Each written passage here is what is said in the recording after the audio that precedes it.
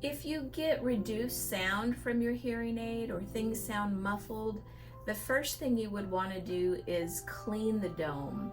And you would squeeze the end, and if there's any debris blocking the sound opening, that will squeeze it out, and you can take your brush and brush it off. If you don't have this brush, you can use a child's toothbrush. That works good too. If that doesn't restore the sound, then the next thing you want to check for is a clogged filter.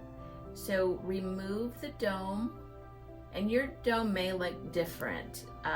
There's several different sizes, and yours may look different than this, but you want to take the dome off, and the little white tip may be plugged with wax or any kind of debris that would get in there.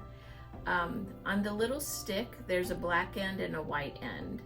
You want to push the black end into the filter, push straight in and pull straight out. That removes the filter. Turn the stick around, and you want to just push it straight into the receiver. Push straight in and pull out. If you go in at an angle, it'll get bent and it won't go in. So if you're having trouble, just throw that one away and start over. Then you want to replace the dome. To put the dome back on the end, you just push it down over the little silver neck, and you want to make sure it's on securely.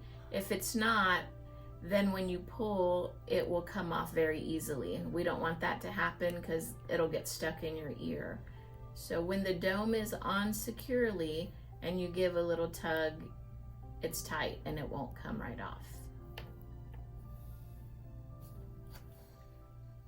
When you have degraded sound, the other thing you can check for is debris in the microphone.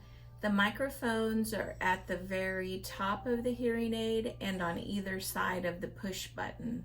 With your brush, you'll just want to brush those little openings.